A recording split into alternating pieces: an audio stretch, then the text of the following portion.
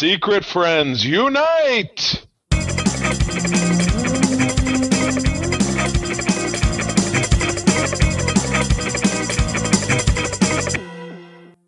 Welcome to the Secret Friends Unite podcast, episode 512. This is your guard. It's the guard. Guide to the geek side. Stay guarded. Maybe. It's important. The guardians of the geek side. Maybe that's what we should say now from on. But why here not? we are. Ooh, nice. Todd Oxtra. It's Super Bowl Eve, and we're getting ready to make some good food and watch some games and watch some commercials. Joined by Charlie Carden. All right, new camera this week. Todd and I now have the same camera because I was having some camera issues. If you'll notice from a couple weeks ago with my conversation with John Billingsley, I booted up my camera that day and my web camera was dead. So I had to go with the one off my laptop, which is crappy. And then I experimented with a couple of other ones that didn't work. So I finally just broke down and spent a couple extra bucks and got the one that Oxtra has. And now we're simpatico. We're beaming on the same technology wavelength. But anyway, great show for you this week. Great trailers to talk about, and then we're back to one of our classic games as we get into the Thunderdome. But we can't do anything at all without talking about our wonderful folks over at the Secret Friend Patreon squad over at patreon.com/Secret Friends Unite. Try us out for 7 days for free.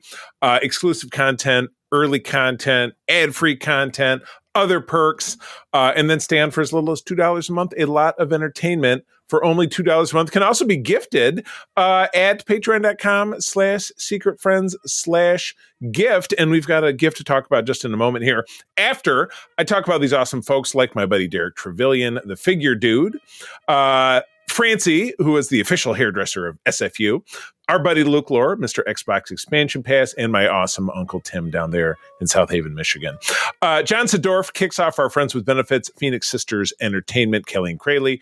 Brendan Myers, Corey and HD, Matthew Keel, my SFU talent wrangler buddy Kurt Krug hooks us up with all those great celebrity introductions, and our friend Tanya Lee down there in the Southlands.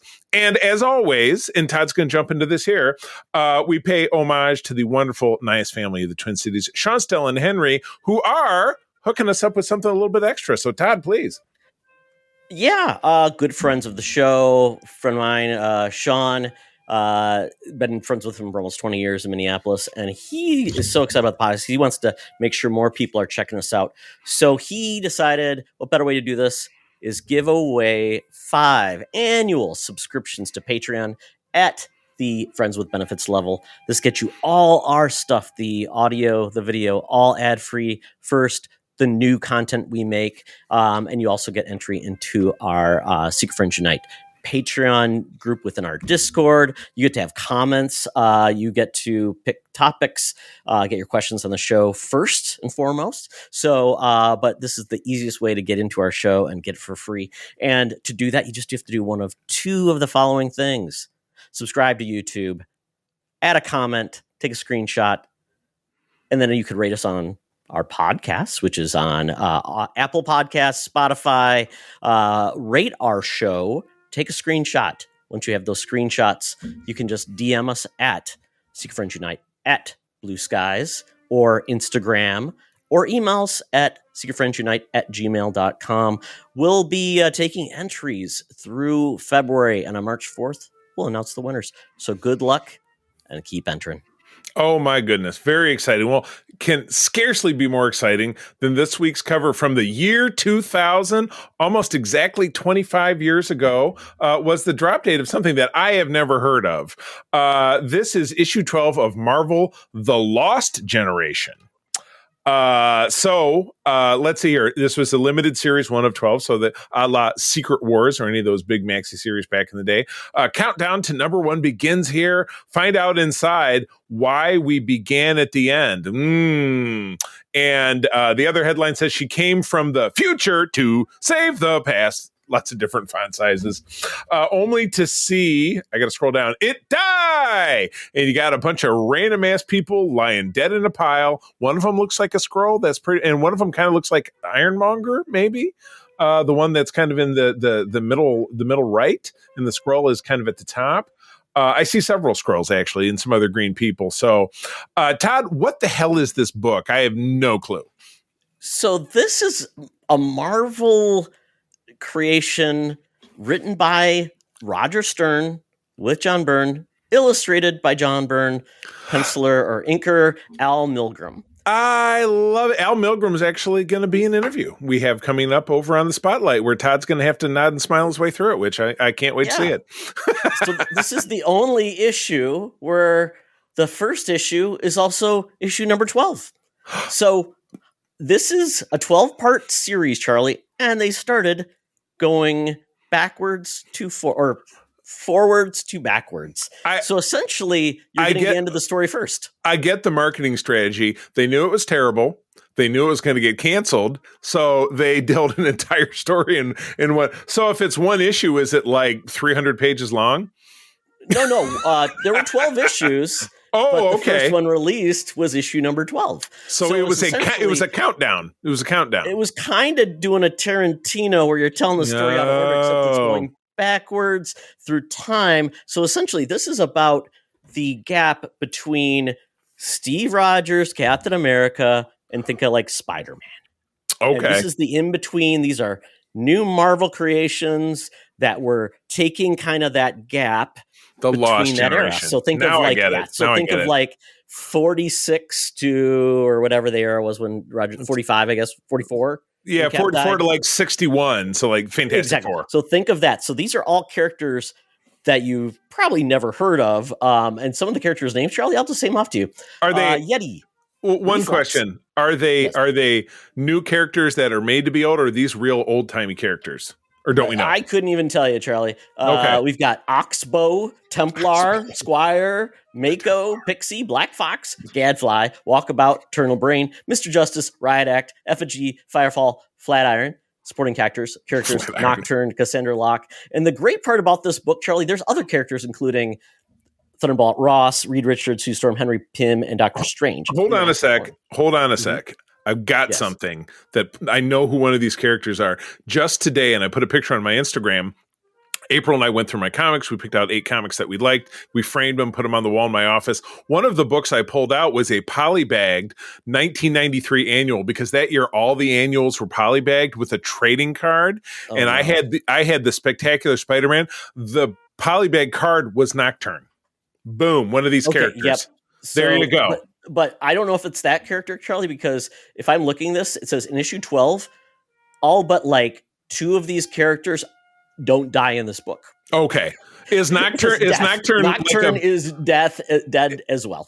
Is Nocturne this character? And again, I don't remember the issue. What had like she was like gray and had like big claws and white eyes. Is that what she looks like? Not. This is like a dude with a full-on costume. So this is truly yeah. Oh well, these are basically, I would say, all original characters. Okay. That, unless any of them were truly part of the Marvel universe and they just happen to be in the story, like a supporting character, like the characters I talked about. These are all characters that were just kind of. John Byrne probably said, "Let me write a book," and people don't know I'm a jerk yet. So there you go. My God. Yeah. John Byrne is, I was just talking to April about this week, because we've been doing all these great interviews, and you and I meet people at shows sometimes. And I said, John Byrne is definitely a don't meet your heroes kind of guy for me. I do not want to meet or ever speak to him, because it would be like Bill Cosby. He's got old white guy disease, Charlie. White guy disease. It would just shatter my love for him. But anyway, crazy. Did you pull this? Is this on MU, or is this just lost to the ages?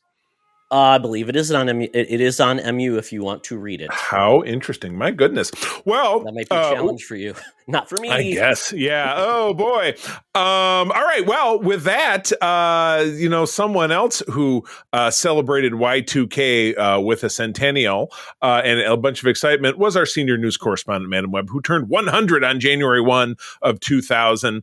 And 25 years later, she's still kicking it, standing around at the corner of Hollywood and Vine with all the latest news and scoops for us. Let's go. Now it's time for Madam Webb's Rumors and News. Take it away, boys. Thank you, Madam Webb. Madam Webb, I heard you're going to be playing the post Super Bowl game where you're going to be inside the New Orleans Superdome, and you're going to be playing on a bucket, the drums, and then you will be begging for quarters. She'll be stomping the yard, all the while stomping the yard. Wasn't that what that movie was about? Not so much, yeah. No, I thought that was about. And I'm guessing she'll just steal the guy's bucket next to her, hit him with her bag of bricks, and then just take all his money too. There's no shame in that game. Well, Superman, the excitement that blew out a few weeks ago for the Superman trailer has been eclipsed, at least for me, because we did get our trailer this week in a very elaborate and annoying rollout that happened like Tuesday, either Monday or Tuesday morning. For Fantastic Four First Steps, they did hey, it's going to come on at 7 a.m. And when you tuned in at 7 a.m., it was a 1 hour countdown of pictures. And then they came on and it was this really lame, the cast was there and somebody was introducing them, and then they finally showed the trailer. So I skipped all that, watched it on YouTube trailer at like 10 minutes past, and holy cow, super fired up. Todd, where do you land with the Fantastic Four? What was your childhood reading experience? Did you tune in? Were you just aware? Did you catch them in crossover books? Where are you at with the Fantastic Four? Always aware of the Fantastic Four. Always thought they were a fun team. Never like, oh, they're cool like the X-Men. Just felt kind of like the Brady Bunch of dun dun dun dun dun. A family. I never, I don't know. I mean, I saw them in cartoons and things. So, right. And I know they were very important, but there was never like, oh, that's my favorite Fantastic Four book. Except when John Byrne, we talked about him earlier. I mean, his run, the art was great, and there was just some interesting stories. Like they're going to go back and kill Hitler, and things like that. And then we had some interesting runs. So, but since then, I think they've done some really great things with you, basically using them as a family. There's been some great one-offs, some great crossovers, and I think the Fantastic Four is a pretty cool idea that I hope finally comes together. And based on this trailer, the tone is phenomenal, going with this vibe. I mean, understanding like they are kind of like a celebrity family. They all have their own thing in the world, and Reed even the fact that we were a family before, and that was before Ben was a rock and you were invisible, and Johnny was Johnny, right? It's great, and Johnny's got a Johnny. Did we see him? Did we see him being super stretchy yet? Did I miss that? No, you're absolutely right. We didn't see him do anything besides stand there and talk, and he's working on his little chalkboard there. And so they're saving that because his power is kind of the most ridiculous of any of the powers. Yes, because, it look cool. Yeah, because the thing is like I'm smashing stuff, and then Sue can manipulate light rays and all this different stuff, and Johnny's on fire. I mean, what's not cool about that? But this also gave us jumping out of the typical 60s parlance that is what's the layout of this movie, and jumping into the cartoon of it was the 70s is Herbie. 60s, early 70s. It did say the Marvel created Herbie in the 1970s to replace the Torch in the cartoon. Now this is really interesting. for fear of kids trying to set them on fire, which they did in John Byrne's run. That was a story in the John Byrne run, issue 285. I'm going to be talking about the Byrne run when we get to the Geek Easy, because I've been finally doing some reading. Wait. He, in his story, he said kids were imitating Human Torch. That happened in issue 285, man. It was terrible. It was terrible. Is that like the what was it, the in Saturday Night Live? They had Dan Aykroyd, like those really bad Johnny Bag of Glass. That's what I'm thinking. Like, is that what it is? Oh, we gave you a cup full of gasoline and matches. You can be Johnny Johnny Fireplace. Right. And it was, to be honest, taking a serious tone, it was a very sobering story to read. Was it it was like a very special episode? It was a kid who was bullied, and his parents, neglected him, but he really loved the Human Torch, and so he wanted to be like the Human Torch. Yeah, it was tough. It was tough for me to read when I was a kid because it came out probably 1986. So yeah. But anyway. Thank God I didn't do that. Oh my God. No kidding. My gasoline, my match is out. Oh, Oh no. But yeah, Herbie took over. He's a fun little robot. Him and this, he has like 2 tape spools for an eye, and he has like camera lenses for a mouth. Or no, they're actually, excuse me, they're also, because I watched a breakdown video, they're also little tape reels. So it's taped from one to the other, but he can smile and he has expressions when the tapes are rolling. It's just, I loved it. I loved it. It's adorable. These designs are phenomenal. Ben Grimm looks great. Oh, best ever. The banter between him and Herbie are really good. I mean, it seems like they're nailing the vibe really well, which is really cool. Mm-hmm. I mean, I'm so happy. The space race, how they get their powers, it's all there, and it's in a way that makes kind of sense. And it was hard to miss the absolute Easter egg of the fact that Ben Grimm, being that's Evan Bachman, I'm going to screw up his name, Evan Bachman Ross, who was cousin on The Bear, is cooking and having a back and forth with Herbie about making some soup. And that was absolutely terrific. There's no doubt in the world that was very purposeful. But moving on, we do get touches of Galactus, real, honest to God, comic accurate, not a stupid cloud, which we got in the 2007 Fantastic Four Silver Surfer movie, Galactus, in New York City. You see him in the picture here. He's walking up on Liberty Island. Then you see him standing over Manhattan with a big shadow. I mean, oh my God, it was perfect. And that Galactus, this is something I heard. People were, isn't Galactus the size of a planet? He's actually apparently slightly smaller than the Galactus that you see here. So he is, 50 feet tall instead of 60 feet tall. I don't know. Or I don't know. It depends on how tall the Statue of Liberty here is, but it could be a forced perspective thing. Who knows? I'm assuming, he's probably double the size of the Statue of Liberty. If I look at exactly. John Malkovich potentially as the Red Ghost, which is a great classic Fantastic Four villain. He has intangibility powers. He controls gorillas in some fashion. That's a big part of his power set. I mean, the Fantastic Car, which is not like the Fantastic Car you see in the comics. This one's like an actual car, and it looks like a car going a car backwards. If you look at this picture of it, a lot of engine upside down, a lot of engine. Yep. Yeah, and hints of we haven't seen Julia Garner as Shalabal the Silver Surfer yet, so that's to become. Where is Doctor Doom?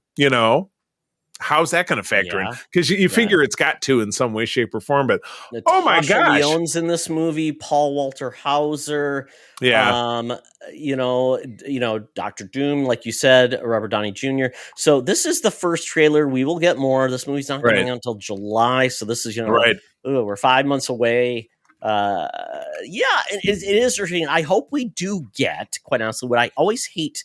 What we see typically with a lot of these superhero films, we don't just see them being heroic on an everyday fashion, meaning, hey, we're taking down a thug or doing something heroic. Like, it's always like Spider-Man. We get our powers, and then we have to fight the next biggest thing. I'm like, we need a little bit of like a headline. Oh, the Fantastic Four brings down, Mole Man. Maybe we see the Mole Man in this. Right. Paul Walter Hauser has got to be the Mole Man, Charlie. Oh my God. What else is going to be? Willie Lumpkin, the mailman? Of course he's going to be the Mole Man. Is there a female villain Natasha Lyonne could play? That's kind of that era. Gosh, unless she's supposed to be Alicia Masters, so not a villain. It could work, although I don't know if that plays like Alicia Masters. Alicia Masters. I mean, her really thick. Alicia, she's very kindly and demure and soft-spoken. That's not Natasha Lyonne. So you're right. I don't see a fit with that role. Yeah, I got you. I got you.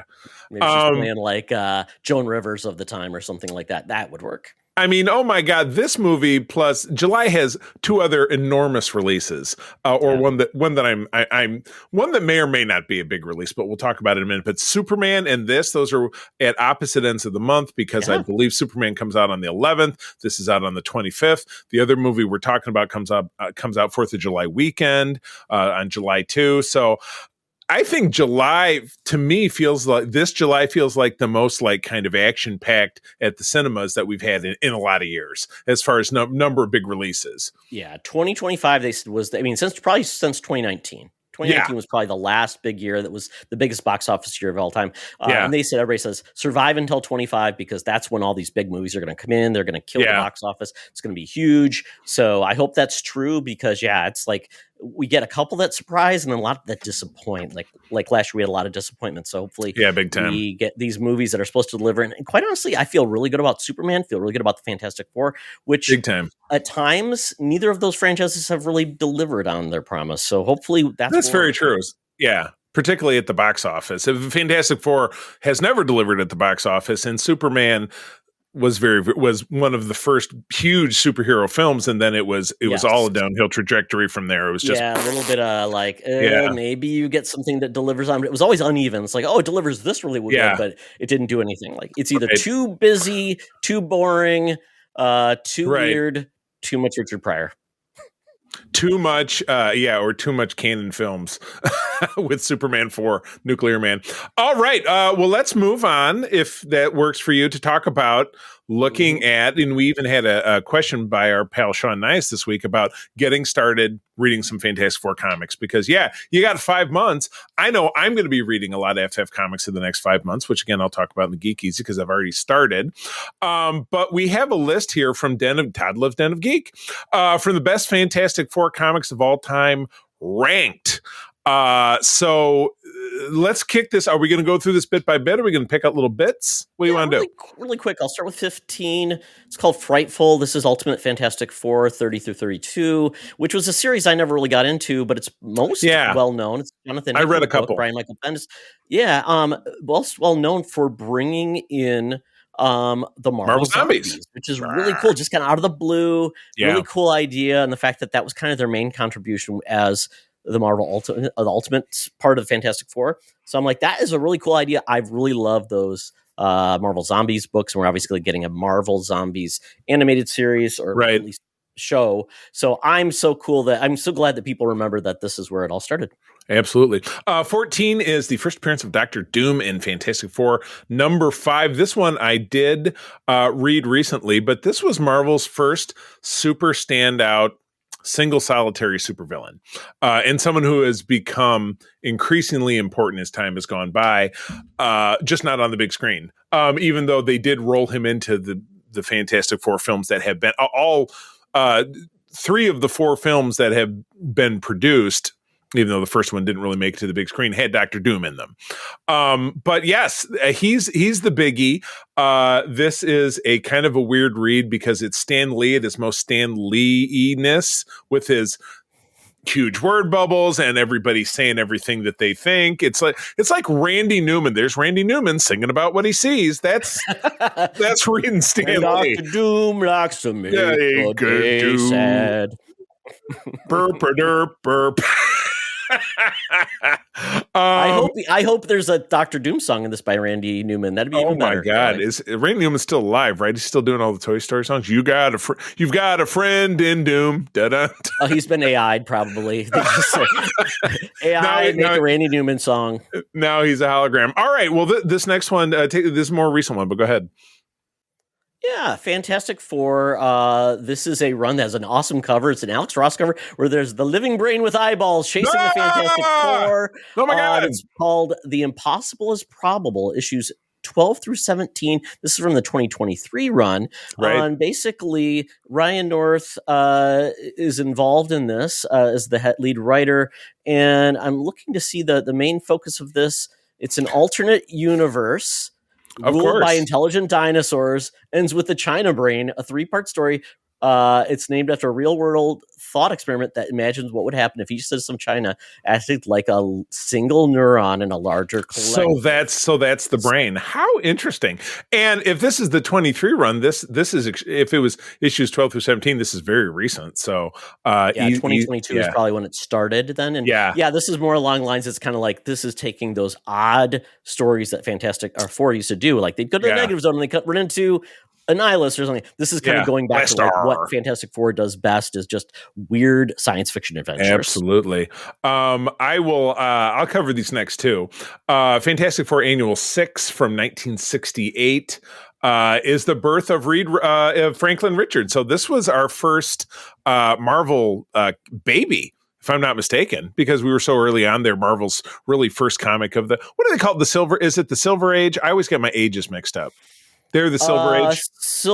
Golden Age was like DC. Silver Age was like the '60s with Marvel. Okay, there we go. So Fantastic Four. So this was very big, and I know that Sue is giving birth while reading the rest of the guys where they were in the negative zone fighting the. He's got to get Element X because Sue is gonna die in childbirth, so they got to go to the negative zone to get it. So very sci-fi kind of bit. Just feels like an episode of Star Trek in like before when Star Trek was going on. It's 1968. So Element X. That's what made the Powerpuff Girls. Oh, whoa! Is that what happened when he threw it in the bin afterwards, and then they picked it, or the Ninja Turtles? Not like the maybe? Turtles with the ooze. No, it wasn't just poured down a drain. Blah, blah, blah, blah, blah. Oh, BioLife. And then, all right, I'll cover the next one because I love this miniseries. I've been meaning to give it a revisit, and now I probably will. Secret Wars from 2015, and this was Secret Wars volume. You can call it Volume 2 or Volume 4 because there was Secret Wars 2 followed in 1985. Everybody hates it. There was Secret War, which was somewhat unrelated, and that was in the early 2000s, I think. And then there was this in 2015. Secret Warriors. Secret Warriors. And the Fantastic Four had either been on a break or they went on a break after this. They had actually been dormant. Because Fox was still a thing, Disney Marvel said, we don't want the Fantastic Four anymore. So no Fantastic Four, no X-Men. It's all Inhumans all the time. Yeah, you're right. No, this is absolutely correct. So the Fantastic Four don't even exist until the final issues of the 9-issue series. It was a huge crossover. I still have a map on my wall of the battlefield or Battle World, which was the reality that Doom created in this. But yeah, Doom again takes over all of reality, which he did in the first Secret Wars, which actually I was just reading today. I just finished it. And he recreates the world in his image. He becomes the god. Sue is his wife. Sue's kids are now his kids. He's like the horrible he's the stepdad. He becomes the stepdad. Doom stepdad. He's and he's not wearing his costume. He is right. He's just normal, right. And he's wearing, virginal white and all this different stuff. So then, it's up to our gang, who is then split across these multiple fragments of reality on this battle world. It's not those guys. It's a whole thing. Yeah, the gang gets back together. Molecule Man, who was a driving force in the very first Secret Wars, comes back as well. And obviously they knock him out. So love Secret Wars. I'm going to read it again. I would invite anybody out there to read it with me. It's on Marvel Unlimited and, of course, on at your local comic shop in the trade or available on Comixology Unlimited. So, straight 90s. Go with number 10. Oh, this is so amazing. I remember when this came out. I'm like, this is the coolest thing ever.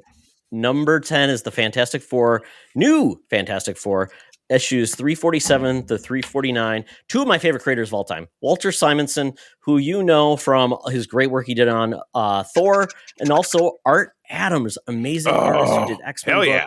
Just love this book. But basically, essentially, we've got these four characters taking over for the Fantastic Four, which is Spider-Man, the Hulk, Ghost Rider, and Wolverine. And this is what a team. Gray Hulk, a little bit different, wearing a tie. Yeah. I mean, so cool, so so original at the time. And I think it just took these creators to really pull it off versus feeling like, oh, that's bad. So very cool, very fun, just kind of out of the blue. I loved it. And only good 3 issues. Stuff. So definitely worth your money. And I'm assuming this is collected somewhere as a 3 issue, but obviously it's on Marvel, Unlimited. The vast majority of Volume 1 of Fantastic Four is on MU because I personally, several years ago, said, I want to read more of these issues, add them, because there's a button on Marvel Unlimited that you can request stuff to be added. So I've done it several times. But yes, next run is Hickman's run from 2011. This was the Fantastic Four after Johnny, the Human Torch, had died. Of course, he came back. And Spider-Man was taking his place, and they're in their awesome Future Foundation outfits, which this is one Spider-Man figure I don't have because it came out, must have been a limited run, it disappeared, it's never been made again. So Spidey in all white. I'm sorry, this cover is just, I don't know who did it. It's just not attractive to me. It's a romance cover. It's a little too photorealistic, and it does look very supermarket checkout. But this run is called The Club. The Club? No, it's The Club, not The Club. Because if it was Duck Club, that'd be a little bit cooler. Let's see here. The Wizard, who is a classic villain, is part of it. We also do see Black Panther and She-Hulk. And Wyatt Wingfoot, who's She-Hulk's boyfriend, who's a longtime FF character, and Mrs. Thing, which is Sharon Ventura, who mutated into a thing, but she used to be I think she was Ms. Marvel. She was another Ms. Marvel at one point, but she was a wrestler. Remember the Unlimited Wrestling Federation? She was one of those. Oh yeah, I remember that. Yeah. Came from the Thing comic back in the day. So yeah, if you can ignore the initial cover, I guess they're saying read this 4-issue run. All right, what's next? Back to John Byrne. Yeah, John Byrne, 284. This is from 1985. Really cool issue of we've got She-Hulk when she was on the team. Kind of neat that she was brought in. John Byrne did a lot with She-Hulk, so I mean, big time. And he's well known for that book. And the writing was great, and just kind of the way they managed the character. But it sounds like this is really where finally Sue Storm dropped. Finally, I didn't realize it had been that long. She finally dropped the Invisible Girl name and took on the moniker the Invisible Woman. Yeah. She made a speech essentially proclaiming that, finally being taken seriously. She was a mother, and at that point, not a girl. And that's weird. I'm not a woman, just like, or I'm not yet. I'm not a girl, not yet a woman. Sue Storm when she became. She got her powers when the comic started, Reed, right? No, she was not. She was Reed's girlfriend, because it was my girlfriend Reed and her punky kid brother Johnny. She was like 19, 20. They didn't really go into it. Reed was so weird. Reed was a lot older, and she's a girl. I'm a man dating a girl. I was going to say, weird. I was trying to quote Britney Spears from the exceptional 2002 film Crossroads, where she has the song "I'm Not Yet a Woman." I'm not a woman. That's the one. That's what I'm talking about. Number 7 is, of course, the one that started all Fantastic Four. Number 1 from 1961, which does give us the origin story, which is what we were just talking about. Go back and read the issue. Maybe you can pick apart, because it was obvious that Ben and Reed, they were college buddies. Ben's this great test pilot. Reed's a super brain, and then Sue and Johnny are just there, and they have for the ride. They have to sneak onto a plane because they're funding a rocket ship, because their funding is going to get yanked, and they launch into space, but the ray shields were not properly attenuated, blah blah blah bullshit, and they get hit with the not gamma rays. What's the rays that give them their powers? I'm drawing a blank.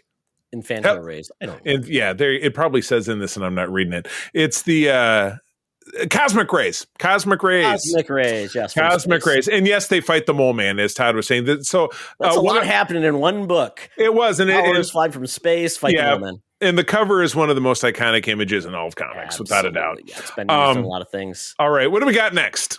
So this is really cool. Fantastic Four 509 to 511. This is probably very close to the Fantastic Four's run. And it was great because Mark Waid and Mike Ringo did an amazing run on that. And that was part of this run right here. But basically, this was all about re-engaging Doom to make him a very strong threat once again.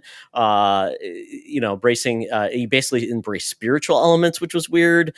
Taking on Reed's logical thoughts and kind of like that.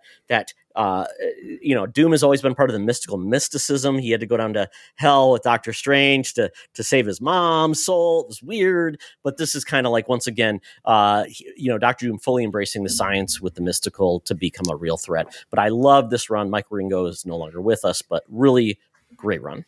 Excellent. And going back to the classic Volume 1 run, issue 51, and actually issue 52 was first appearance of the Black Panther. Maybe that's further down. But issue 51 from 1966 is this man, this monster, where clearly you see on the cover that Ben is struggling with his thingness, where on his left, Reed is trapped in the Phantom Zone. And Sue's like, hello. It's a great image. So... very, very driven story, talking about Ben and his struggles, having to clearly save Reed from a dilemma. Doesn't touch on a lot of the plot points here, but yes. Basically, his powers are stolen. He becomes a man again. Right. To save the Fantastic Four, he must revert to the Thing. Which he does in that first film. So, John Byrne is back with number 4. What do we got? Yeah, so this is really interesting. This comic cover is really neat. Lots of characters in the back. It's red background, really cool. It's the trial of Reed Richards. And it says in the corner of the box, it says, "Hey guys, I know it's an editor's month, but let's not do anything too silly on the cover, okay?" Which is funny because basically you take your note from your boss and you put it there to basically say, "Haha, my boss is a dork." But at this point, yes. Let's see the trial of Reed Richards, in which he's on trial by the Shi'ar Empire. Allowing Galactus to live. So basically, I guess because you allowed him to live rather than kill him with the ultimate nullifier, think of all the bad that happened. Exact. Good stuff. All right. And we're back to what I'm assuming is volume 2 from 2003 or 2002, issue 60, Inside Out. What's going on in this? What's going on in this one? Standalone issue that got I'm trying to figure this out. See, this is why we should do our homework. Reed, what's going on? So it's basically Reed it's a day in the life, but basically it's a bedtime story where Reed is describing all of the people within the Fantastic Four, but more of a bedtime story method. So basically it's a standalone and kind of heart-wrenching, basically also an introduction to the characters. If this would be like one of those good, hey, it's the first start. So it was a standalone issue that inaugurated their run. So essentially issue 60 then turned into like the issue 509, Charlie. It's my gosh. Numbering so it was legacy numbers. I got it. Number 2 is Solve Everything, FF Volume 1. I'm assuming 570 through 572 from 09. This is Reed trying to literally solve every problem in the galaxy. And he has to engage the Interdimensional Council of Reeds, which we did see in the MCU. That gave us John Krasinski as Reed Richards. But this illustrates to Reed through this council that they're not all alike, and he has a different moral compass than other Reeds because of his family. So it's his family that makes him unique. So, Todd, every list has got to have a number 1. What's the number 1 FF story of all time, according to Well, before we move on, the Council of Reeds, Rick and Morty brought it on with the Council of Ricks, which I love the fact that they did that. Very good, very good. Yep. So basically, we've got the coming of Galactus. So this was issue 48 through 50, kind of like a mini series where Galactus was brought on basically as a threat. You've got Uatu basically coming down from the clouds, basically saying, "I cannot interfere, but I will. I'm no longer a Watcher. I'm an interferer." And basically, at this point, we get introduced to this beyond the Earth threat. That what can you do? He's going to devour the Earth. And at this point, the Silver Surfer is introduced, basically the Herald, to tell them, give up your world, or, it'll be like my world, what happened to me. And that's where basically you get brought in with the Fantastic Four. It's kind of like there's threats beyond everybody and beyond, which is kind of like, I don't think we got a lot of those like otherworldly threats that were like, there's a bigger world out there, because I think we got the Skrulls and the Kree and those introduced before. Well, the Skrulls came from Fantastic Four, and the Kree came from the Avengers, but it was later, I think. Okay.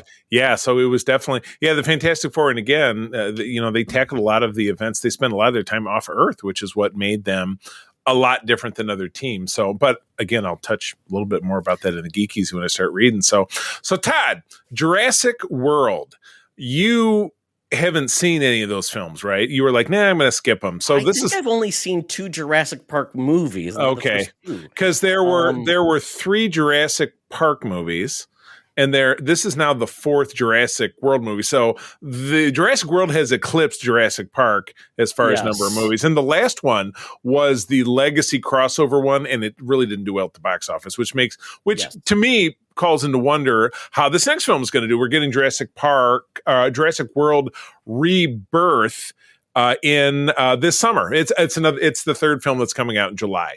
So it really makes me wonder how this packed July is, how it's all going to play out. But if star power is a thing, this movie would have it, because Scarlett Johansson is the lead. This is what she's doing, joining big old franchises now that she's not part of Marvel. But Todd, how did you feel about this trailer, having being someone that is not super steeped in the whole? Because I've seen them all multiple times, maybe multiple times. I just don't understand the point anymore. I mean, it feels like, dinosaurs are bad. And this one sounds like a heist film because it's like, Okay. we have to go back to Isla Nublar because nobody's there. But if we can extract some DNA from these dinosaurs, we can create a cure for something. Right. So, of course, the only person that can do it is Scarlett Johansson. For some reason. Mahershala Ali is a dude. He's the guy that can get you from here to there. Wisecracking sidekick. He's like Lando Calrissian in this film, or Han Solo, if you prefer. Kinda, but I just feel like, and they're going to introduce another dinosaur that's kind of like what it's called. Spinosaurus is back, and then they're going to create this character that kind of looks like, they say, a rancor monster. So a lot of ways, they're not even going to look like dinosaurs anymore. There's going to be monsters, and apparently there's locusts across the planet now. I don't know, Charlie. Right. I mean, I'm with you. And the thing that seems even more dubious to me is that the last film didn't do well. Because I remember, because that was 2 years ago, so it was in 2023. I was wagering heavily on that because I think it was pretty high up in my bracket, and it really disappointed. People just didn't really care that you put Laura Dern and Sam Neill and Jeff Goldblum along with Chris Pratt and Bryce Dallas Howard. Nobody gave a shit. That was ultimately what it boiled down to.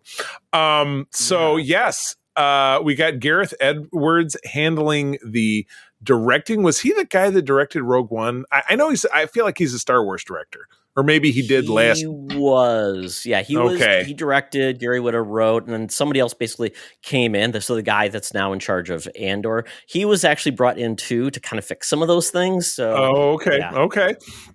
I mean, Andor is top shelf Star Wars, so who knows? Maybe that's really going to help out. Yeah. But we're getting a critter called the D-Rex, as you were mentioning, which from this is a cross between the Rancor and the xenomorph alien from the Alien movies. I mean, July 2nd. So it's a 4th of July weekend movie, it's a gargantuan box office opportunity. I think a lot of films in that space do extremely well, but just based on the performance of the last movie, I know I'm already playing with my bracket because I'm super curious. I just don't know how, if people didn't react to the last film, what's gonna be different about this one. That's what I'm wondering. I mean, you've got diehards, people that just love dinosaurs. They love these types of movies. So you know what? I'm sure there'll people that want to see it, but for me, there's nothing like, whoa, this really stands out. So it'll be a movie. It will be a movie. Well, speaking of something being a movie, and Todd, I'm gonna put your feet to the fire over this one because I even put it in our schedule that I want to talk about this movie when it comes out, and that is the sequel to M3 GAN. Megan. Megan 2.0. So Megan was it the year before? Was it last year? I think was it early last year that movie came out? 2025 or no, 2023. It was 2023, there you go. I believe. Yeah. Yes, it says the murderous style who captured pop culture in 2023 is back, but she's not alone. Because we had a teaser trailer this week. Which showed the Megan doll alive again, which was, of course, sorry, spoiler alert. I'm not going to do the spoiler alert, but Todd, I'm sure you can figure out that think about Child's Play. It's kind of the same story. But you'll have to go see it because again, so she's back. Yeah, exactly. Can't kill him off. But Megan comes back. She's looking different.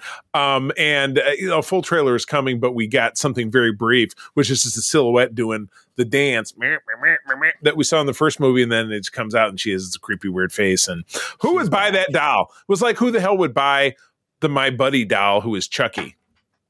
Well, you know what I mean? Who would jailbreak a sex doll, Charlie?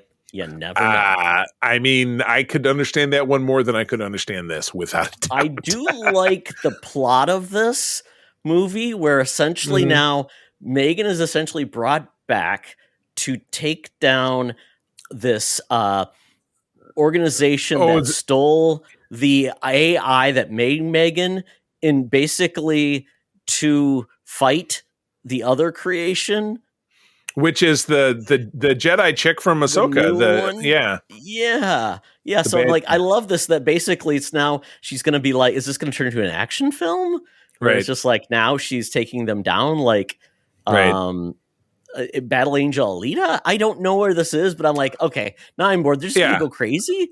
I'll give it a stab. That, I mean, the first movie is like, Yeah, the first movie was nuts, and like I said, Todd, I'm calling you the carpet. You're going to have to watch the first film because I want to talk about this Yes, one I'll when it comes watch out. it. I'll watch it. Right? It's goofy. I have no problem with it. Yeah, I just never got around to it. I don't know why. I hear you. Well, Todd, one thing I know you'll get around to, and something that we've gotten away from over on the Facts Geek Life on our Patreon, but we got to get back to it. We got to get you, me, and Kelly back together. Is talk about Buffy the Vampire Slayer. Big news. What's going on? Yes, apparently there are talks to bring back Buffy the Vampire Slayer with Chloe Zhao, who's a famous director. She's going to be behind Of this, Eternals, Sarah whoops. Michelle Gellar, and yes, well, she's done other things. Joss Whedon Yes, I know. is no longer going to be involved in it. So because of that, apparently she's just hearing that there's so many people that love the series and they'd love to have her back that it's like she's like, maybe I'm over all the craziness that happened when it was on it. If it has new people behind time heals. it that are Time heals all wounds. Yeah, exactly. Some Positive wounds. role models. Yeah. Considering how much this role means to so many people, and the fact now that she's of an age where if this does take place, basically going back to Buffy at her current age, she's a mom now. And then is she still the Slayer? She's not a girl. I mean, the way the series ended was that there were many Slayers.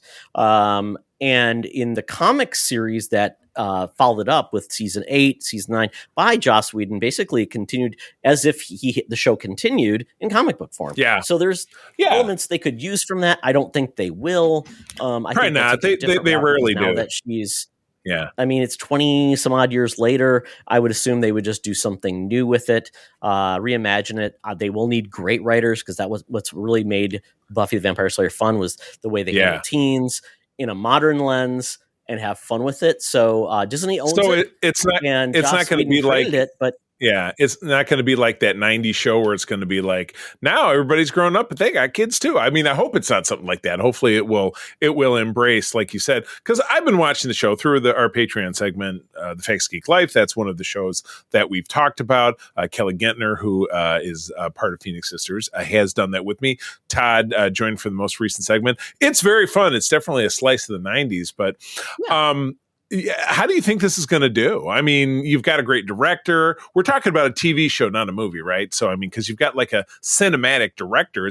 But TV, the line between TV and movies so blurred these days, obviously, with streaming and post-COVID, that you see a lot more people branching out to do not even really a home-based entertainment. You can't even really call it television anymore in some ways. Streaming entertainment. We've had a couple of things that have come back successfully. We've had some things that have come back less successfully. I mean, I know was Arrested Development did not land so great when it came back. Yeah. There's not a lot of things. I mean, Frasier obviously got canceled now. That was a comeback. Did that get canceled? I don't remember hearing about that. Canceled. It's only 2 seasons. 3 seasons. It will not. It was very run of the mill, but we watched it. Yeah. So, I mean, I don't know. I mean, there's not been a lot of shows from the genre perspective with the same cast that have come back, except for Star Trek, I think, with the movies. Other than that, there's not a lot of ways it happened. I mean, they tried it with Firefly and different things like that. But is this going to include a producer that was originally on Buffy the Vampire Slayer that Sarah Michelle Gellar apparently says was her mentor? So that's a positive light to have someone involved in the show from the original side, new creatives, people that are probably inspired by it. And will we see a lot of the casts come back? Willow, Xander. I know he had a lot of issues. Didn't he lose an eye? I feel like I heard the in the show. He lost in the show. Okay. He lost an eye. Yep. He's had some troubles in life. That actor. I mean, Giles is still around. I mean, he's got to be. I'd have to go back. It's been so long. I mean, he's been in roles. He was in Ted Lasso. I mean, oh wow! I didn't even realize. Remember, he was the previous owner of the football club. Oh, I had no idea that was him. He was great. Just horrible. But I mean, they could bring back Giles. I mean, they could do other things with the Slayer Council. So there's things that they could do, and then those characters that are no longer with us, or people that are no longer with us. Bringing new people, new threats. Big bad. There's always big bad, Charlie. Yeah. Well, this definitely gives us fuel to go back and continue discussing the series. I think we're in season 3, and there were 7. I think. So 7 seasons. yeah, so we're not and then even you can read the books. There were some other things too they could touch on, but yeah, not 7 quite halfway seasons. through. So that'll be All great. available So on Hulu. so this is all on Hulu, exactly. So this is in production. So I would assume this would be some. Well, not in it's in production talks. yet. It's in talks, right? It's in talks. So yeah, I would my say guess I don't is see this 2027. 2027 at the Yep. earliest. Yeah. Yeah, exactly correct. Well, good. Well, that takes us out of news, and holy cow, there was a lot. But I have got my Uber out. The car is pulling up. We're hopping in. It smells like cinnamon in here, but he's still playing the AM radio where I hear this familiar advertisement. Hey, Secret Friends Unite, let me tell you about Zencastr. We use them for our show, and now they're supporting us. Zencastr is now the all-in-one solution making podcasting easy. It's the ultimate web-based podcasting solution. Provides high-quality audio and video podcast production and hosting. With a full suite of professional tools, podcasters can seamlessly record, produce, and publish studio-quality content, all from one dashboard. Being a creator has never been easier. And we chose Zencastr because of the ease of use, high quality output, and it makes it super easy for our guests to come on. We had multiple solutions we tried before, and Zencastr has just been the best fit for us. Why Zencastr? It's now super easy to record a podcast with Zencastr. Log in using your browser and start recording a high-quality podcast right away. Record studio-quality sounds and up to 4K video with your guests. Feel a sense of zen knowing Zencastr's multi-layered backups ensure you always have your recordings in the highest quality, even if the connection is unstable. Have you ever worried what you sound like? Zencastr's post-production process makes you sound buttery smooth. It automatically removes those ums and ahs in your recording. It removes those awkward pauses in conversation too. Set the right podcast loudness and levels while reducing background noise with the click of a button. So if you're interested in making an easy, high-quality podcast just with the click of a browser button, go to zencastr.com/pricing and use my code SFU1. You'll get 30% off your first month of any Zencastr paid plan. I want you to have the same easy experiences I do for all my podcasting and content needs. It's time to share your story. Now back to the show. Talk nerdy to me. Talk nerdy to me. We're sitting in the Geek Easy, cover band's playing, drinks are poured, and we are going to get our nerd on. So, show is back that I enjoy, and that is Mythic Quest Season 4. The first 2 issues are out. Episodes. I watched them. Yes, the first 2 episodes of the 4th season are out. Can't keep them straight. Yes, so this show is... there's no real, the new news is that basically last season, everybody had kind of broken apart doing their own thing. Then this season brought everybody back to the original company. We've got, Rob McElhenney and Ian, that's the character he plays, with Poppy, his co-creator, are there. They're doing their own thing within the company, but now she's got a boyfriend, which is making Ian a little jealous. And so there's been some funny things about using AI as coworkers, which has been a fun part of the conversation. We've got another subgroup with Dana, who's a creator within the game that has created this social media game within it, kind of like Roblox. Oh, no. Stupid and fun. That's now making all the money. So it's kind of like you've got a power dynamic shifting where Ian and Poppy were the hot kids who were doing all the cool stuff. Well, now she's raising up. And so basically you've got all these different power dynamics. And there's also Danny Putty is playing basically her evil business manager. And yeah, it's just crazy. And then you've got the old school part of the team, which is keeping David he played cricket on It's Always Sunny. So he's kind of like the head of the company now, but he's kind of Weasley, kind of weird, kind of a loser, but he tries to act tough and things like that. So he's trying to keep everything afloat and manage all the personalities. So this is definitely your work comedy, goofy, that type of thing. So the dynamic season I don't know where it's necessarily going, but I know it's going to come to head where you're going to get things are going to blow up, but there will always be one episode of every season. I've talked about this before, where you get a standalone episode that is completely tied to the show, but it's just standalone. It's like the last season episode was all about Ian growing up and Poppy growing up as kids. and seeing what they were like to become the creators they were and the way they grew up in their childhood. Another season, there was a standalone with F. Murray Abraham about he was this it was a struggling science fiction writer. He wanted to be taken seriously. So he ended up struggling, and he ended up stealing someone else's idea to become famous. Not cool. That part. And then the first episode, or the first season, had a standalone episode, which was really cool, about basically the company office where the current staff works at was formed by this couple who created a game. It was all about that couple and then how they broke apart and all these different things. So it's all they always do, these weird little standalones that are so good, that are always happy, that make me happy that there's something else with the show has heart. So this one's cool. I like the show. Watch it. It has nothing to do. I mean, it has video games in it, just in title. You don't have to like video games to like the show. If you like comedies, it's a workplace comedy. Check out Mythic Quest. Like, what was that? The League. I watched the League, that sports one with Nick Kroll. And so it's a fantasy football, which I couldn't care any less about, but it's a sitcom and it's fun. Yeah, absolutely. Yeah. I mean, it's not like you're watching The Office because like I don't like paper products. Right. Well, no. You know what? And it's a metaphor that extends it. When I was telling people we were going out to see A Complete Unknown, which was the Bob Dylan movie, I got a lot of people telling me, well, I don't like Bob Dylan. I'm like, I don't really like Bob Dylan either, but it was a great story about this dude's life. It was not a musical. So yeah, same kind of thing. It's like seeing Talladega Nights. I don't like NASCAR. It's a Will Ferrell movie. Yeah, and it's the same story beats as Anchorman. Even if you don't watch the news, it's just a dumb comedy. Yeah, exactly. A lot of great quotes. Dumb. Yeah. And then next we watched Despicable Me 4. This was on PeaCock, as I'm calling it now. PeaCock. Yeah, Despicable Me 4. This is a series where it is out of steam. I mean, I like the characters. I just couldn't even bring myself.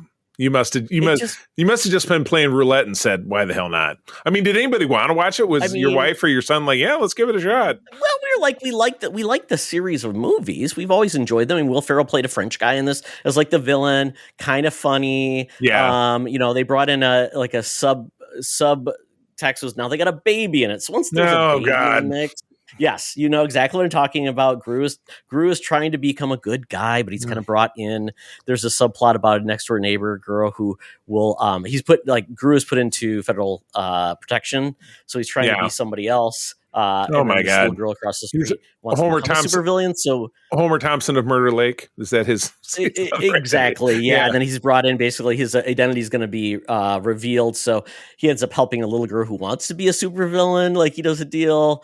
There's a plot with the minions are experimenting on to become superheroes. They're just it's for kids. They like this series. I think the first couple were fun, and it did well. I remember in our bracket, it was top 5. Yeah. So I mean, they've got it figured out, as opposed to like the Jurassic World, where you don't know if it's going to be a winner or a stinker as far as box office. They're going to deliver. I know we're getting another Minions movie, and I did not like the Minions. I had not seen any of the Minions movies. I have no interest. They are a good side plot. Yeah, April absolutely refuses to see this movie. And when the Minions one came out, she was like, "Nothing with Minions. Can't take it. It's too much for me." And we'll go see absolutely anything because we enjoy seeing bad movies. We do a podcast about it, but there's some things that are a bridge too far. And for April, it's the Minions. What can I say? Banana. Oh my God! So that's what I was up to. Yeah, I mean, I need to catch up on a few things. There's some new shows coming out especially after the Super Bowl. We're going to get a lot of new content, especially on shows you like Ghost is coming back, which is really There's been 2 episodes back. I know that was one. Oh, it has. I thought it was waiting until after the Super Bowl. Yep. No. It's on now. We go. We're wrapping up shows. The Dexter prequel, which has been not bad, is coming to a head. We're on the second to last episode, and there was a big reveal in the last one about who the serial killer is. You didn't see it coming, so that was cool. But I have been, as I've alluded to several times in the first segment, back into the comics. I'm kind of in a bit of a phase, but with the FF coming up, I've dipped back into John Byrne, who I begrudgingly love his work because of his personal life. That's a begrudging part, but no, I have the first volume of the trade paperback, and it's so weird with Comixology because in the past you bought stuff and then it also ended up on your Marvel Unlimited. So I bought this years ago when, what was Comixology before? Comixology was its own app before. So I must have purchased it before it was Amazon, and then it ended, and then Marvel used to have their own buying service, but then everything just matriculated back to MU. So anyway, my point is the trade paperback is in my Marvel Unlimited. So I'm starting to read it now. The first arc, or the first couple of stories, was the FF flying into space to prevent a cataclysm on Earth, and fighting Ego, the Living Planet, which I thought for a little while was his first appearance, but it wasn't. He's from the Thor comics, from going back previously, according to this. But they execute the same storyline that you saw in the MCU with having to go to his brain, but the Thing is carrying this big rocket thing to try to get to his brain. Rocket, it's fun to overload his guidance system so that he flies into the sun, which of course they made, and escape, which they managed to pull off. So now the next issue I'm going into is the 20th anniversary issue. So it's from 1981, which I'm really looking for. I think it was 236. I actually have a framed copy on my wall because the side of it was printed sideways. Or unless I'm thinking of issue 250, but one of those two. And you don't often get that. So I thought it was so cool. That's why I framed it and added to my menagerie in my den. But enjoying that. And then we went to the movies. We've been trying to do either a Thursday or Friday. We go to Hopcat, which is a restaurant that's next to the movie theater that we love, and we go see a movie, even if it's maybe not the greatest. But this one ended up being fun, definitely weird. It's the star of it's our buddy Short Round, whose name I always get wrong. Todd, help me out. Yeha Kwan. Thank you very much. Star of this film, he is actually reunited with Sean Astin in this film, who has a pretty small role. And then Ariana Dubois, who we saw in Craven, unfortunately. And, you know, a villainous cast, including a guy who I then found out was an NFL guy, Beast Mode. Deshaun Dewan, what's his name? He was. Yeah. No. Oh crap! Now Help me out. Get on his name. Yes, Marshawn Lynch. Marshawn Lynch. He does scream beast mode when he's attacking. Marshawn Dewan. Don't call. Sure. Don't call it the name of the episode. But essentially, we meet Ki-Hwan, and he is a very amiable, happy-go-lucky realtor in Milwaukee, and he's working for Sean Astin's character. Sean Astin has really blown up. He looks like he's 300 pounds now, which is unfortunate. I hope that he's not in poor health. He's a normal guy. Yeah, he's a normal guy. Yeah, but anyway, and then he has a very put upon female secretary who ends up being a part of the role, a bigger part of the movie. But one day, early in the day, it's Valentine. We're on the run up to Valentine's Day. Ki-Hwan has been going around getting these weird little love notes, picking them up in strange places, and can't really figure out what's going on. But he walks into his office and closes the door behind him, and an assassin attacks him. Well, it turns out Ki-Hwan gave up his life as the world's deadliest assassin to become a realtor. And now his brother, who runs the syndicate that he worked for, is trying to kill him over some stolen money from this woman who was not his love interest, but she was his mob accountant, played by Ariana Dubois. And so the story goes through him, you know, reconnecting with her, and lots of fights and knives and weird things being used as weapons and whatever it is. Todd, you'd love this because you love punch 'em ups. That's a big thing for you. Mm-hmm. But it's a very bizarre movie. It doesn't, it's violent, but it's not graphically violent. Yeah, there's some knives being thrown around. Some people get cut, but there's not like a lot of heads exploding and stuff. And even one death that they could have really played for graphic, they didn't, which I appreciated because, you don't really, it didn't need to turn into a horror movie. It didn't need to be John Wick, with Sure. But it's like it's like romantic action comedy. Yes. Yeah. There you go. But, again, played, I won't say played for last, but kind of to tug at the heartstrings in its kind of own weird little way. So anyway, I'd recommend it. The theater looked like it had a couple of people in it, but I think this is looking to pull probably less than 10 million. But it's a smaller film. So maybe that's going to be enough for them. But yeah, it was fun. And this was Ki-Hwan's first leading role of his career. So that's interesting. That's I forgot awesome. that came out this week because I know that like the other movie that came out this week I really wanted to see, which was Hard Eyes. I think it was called Hard Eyes. Hard Eyes. Yeah, horror movie. Yeah. Which that's by the guy who made that Werewolves Within. It's like kind of a romantic horror film, romantic comedy horror film. So this was a romantic comedy action film, and the other one that was counter programming was a romantic comedy horror film. Comedy horror. Interesting. Well, maybe we're seeing Captain America this week, obviously, but were we to see something else? Yeah. We might go see that. So that's it for me. All right. Well, that wraps us up for the Geek Easy. I've got my phone out and my Air Qantas app opened up. We are headed down to the land down under, as we do every week, because Hologram Tina and the mutants await for us to entertain them with 20 questions. Welcome to another edition of Thunderdome! Thank you, Tina. The mutants been gathered for a topic or a game to be entertained. And this week, we are doing 20 questions. It's probably our oldest game we've done. It's a good standby, and it's easy to do, and you can play along at home. Sure can. But obviously won't be asking your questions. But or take the movies we are picking this week, which is movies from the year 2000, and you can come up with your own. So basically, very easy.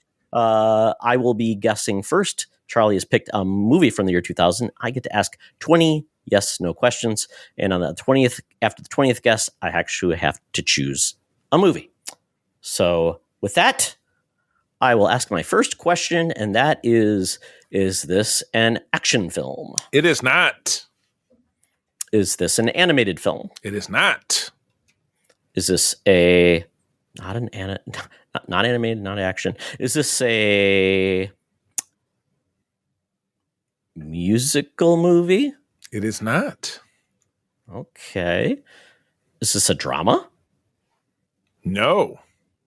Comedy? Yes. Look at that. Comedy. Those are the 5 genres, I guess. You landed on it. I was going to get there. I was going to say documentary, but okay. Comedy. Okay. Is this a parody movie? Is it a what? Say it again. Parody movie. A parody movie. Yes. Okay. Is the genre it's parodying horror? Yes. Would this have any of the Wayans brothers in it? Correct. You must have seen it as on the first screen. Movie.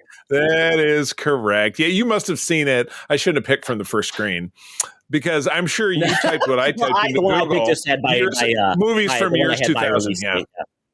Yeah, exactly. Okay. So there you go. Okay. Yes. That was quick and painless. It was. So exactly. Written and produced by Sean and Marlon Wayans and some of their flunkies, directed by Keenan Ivory Wayans, spawning a movie franchise of spoofery that is still with us to today. I think they're still doing, if not these, some other of the same ilk. Like they did what they do, like the what's the, like, oh my God, I'm drawing a blank. Movie, they did movie. Not another teen movie. No, they did. Oh, the supernatural one where it's like Black Paranormal Activity or something. Like Black was in the title. It was all black people. Yeah. Yes. Exactly. There's a lot. Yeah. Like don't. What was the Chris Rock music one? Don't be a menace to South Central when you're drinking your juice in the hood. He did. His was CB4. The one that you mentioned, I think, was still the Wayans brothers, and those were in the 90s, though. Yeah. Okay. All right. Well, there we go. It was an interesting time. Scary Movie kind of brought it all back. So yeah, sure did. Well, good movie. Yeah, we'll get a new one, I think. So I wouldn't be surprised. All right, Charlie, go ahead and guess. Okay, is this movie a comedy? No. Oh boy. How about a action film? Including science fiction? No. Okay. Is it a drama? No. Animated film? No. Oh my goodness. I've run through all the genres. Is it a documentary? No. Oh, documentaries were not really big back then. They're much bigger these days. Oh my God, I can't even get to the genre type. So, holy cow. Not a drama, huh? I was going to say, does this movie have a box office draw style star in it? No. Okay. 66? Yes. I'm up to question 66. Is this movie Science fiction? No. I guess that would have been covered in the drama. I guess I was trying to lump those together. Okay, not a drama, not a comedy, not animated, not action, not science fiction. My God, what else is there? Does this movie have a contemporary setting to the time it was released? Yes. Okay, contemporary setting. Does this movie take place on a boat? No. It's not Castaway, but that would have been what the hell is the genre? You really knocked me for a loop here.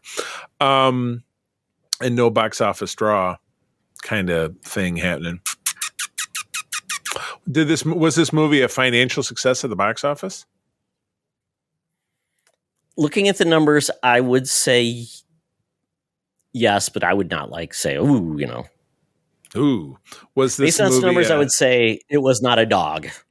It was not a dog. Is this a summertime blockbuster-ish kind of movie? Was it like a release in the summertime? It's like a summer film. No. No, okay. Well, this is rough. I don't even have the genre for this one. Did this movie include fantastical elements? Yes. Fantastical elements, year 2000, genre unknown, not animated, no drama, no science fiction, but fantastical. So is it a fantasy style film? No. Oh my gosh. Does the film tie back to, is it transition from another medium such as television? Such as? No. So it's IP. Is it a sequel? Yes. Okay. Shucks. Mission Impossible 2 came out in 2000, but that doesn't fit the parameters. I think that movie was successful too. Oh my goodness. Yeah, I think you got me on the ropes here. Could it be comic book related? No. Not the X-Men 2000. Did DC have a movie coming? Was this a wide release, like in the movie theaters? Was it like a TV? Yes. Yeah, it was in the movie theaters. Oh my God. What movies did I see that year? Was this a movie about things related to music? No. I was thinking Almost Famous. 2 questions left, Charlie. Shit. Well, I can't even pin down the genre, so I'm in trouble here. Did the film launch any big stars? Like this was an early project for them? No. Okay. I don't even have a guess. I've gotten one question right out of 19. So I'm going to say this is Booty Call 3. I don't know. What is it? You're going to kick yourself. You're going to kick yourself hard, I've got my foot ready. I won't kick myself too hard. I have other stuff to do today. It was not Booty Quest 5 or whatever you said. Booty Call 3. 8. Yeah. So this comes from the genre of horror, which you did not specify horror. I'm like, I thought, ooh, that's an early one.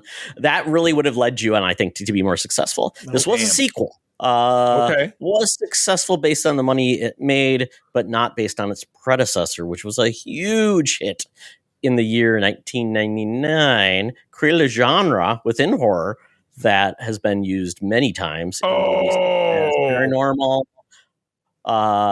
Was it Paranormal Research, Paranormal Watch? What's the name of that movie? Paranormal Activity.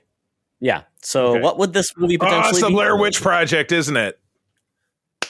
Book of Shadows, Blair Witch 2. Oh my God. It was only filmed for 15 million, made 48 million. So it made 3x its budget. So successful, but definitely not to the level of the first movie. You know who the star of that movie was? It was the dude who starred in Burn Notice. He was the main dude. Yeah, I know, right? Ah, Because I've seen there's it once, but I saw a YouTube video recently about yeah, whatever Jeffrey blah blah, Dahmer, so Kim and I'm like, director oh, there's Jeffrey that dude. Dahmer, Eric Aleutian, Yeah. Tristan Schuyler, and Stephen Barker Turner. So, like I said, Yeah, no major absolutely nobody. stars at the time, and yeah, this is a movie that even the people that were part of the original movie didn't get credit, and, Right. and they made like all these other, like, they made video games and all these other things, Right. and fun things. But this movie was just and they miss. they rebooted the franchise recently, and I thought it was pretty disappointing. I don't know. I don't remember if we both watched that movie, but I did not see it, but I heard it was better than expected, but still you can't recreate. What it did. Blair Witch to me is a great example of lightning in a bottle, leave it alone, move on. And nobody ever does that. A movie's a hit, they've got to keep it going, and it's just 9.99999% times out of 10, it's going to be a duffer. You know what I mean? The Human Centipede betrays it every time, because everyone that comes out, I guess, that much bigger, because you know what? That centipede can always get longer. You're adding more people, but yeah, most sequels are not going to be Godfather 2 or The Empire Strikes Back. They're going to be be pretty shitty. So good, especially when the premise is so different. Yeah, very, very exactly. cool. Okay, well, cool. Well, Charlie, it's been a while. You did better. I did better than you did last week, and you did worse, or you did as bad as I did the previous week. The yin has yanged. All right. Flipped again, keep it going at home, and we could even play a game of this on the Discord. I think that'd be fun. So if you're listening to the show and you're part of our Discord, which we'll talk about in a second here, jump on, start a match. But Todd, that's the show. Where do people find you out there? They find me on our Discord, of course. That's a great way to find me, talk about things. We're always chatting about things there. But actually on the socials, you can find me primarily on Blue Skies at Todd Oxtra. You keep saying Blue Skies. It's called Blue Sky. That's about the fifth time you said it. So I just wanted to make sure you knew. Blue Skies. It's the Blue Skies. On the Blue Skies, Charlie. Yes. There you go. On the Blue Skies, find me there. And at Threads and Instagram at T Oxtra and at Secret Friends Unite. Awesome. Very good. Well, I'm also on those places. Blue Sky. Threads and Instagram, I am at the C3, TheCeeThree. And then again, spending my time over at our Discord, where people are having fun and lively fun chats about the genre world. I also run a Discord called the United Trekkers of Michigan. If you're a Trekker, don't care where you live, come talk Star Trek with us. And with that, we are out. Thank you, of course, as always, for joining us. I'm going to tell you that sharing is caring, and to keep on trucking. Be the hero, not the villain. In a truck. Are you ready for some football? This podcast is part of the Secret Friends Unite podcasting network, available on Apple Podcasts, Spotify, and podcast services around the galaxy, as well as video on our YouTube channel. You can support Secret Friends Unite by becoming a Patreon member, get bonus programs and more over at patreon.com/secretfriendsunite. Join our Discord community for even more discussions on all things geek. For all the latest updates on Secret Friends Unite, make sure to follow us on Threads at secret.friends.unite and visit secretfriendsunite.com. Find our merchandise at TeePublic and Redbubble. Thanks for listening, and may the Force live long and prosper.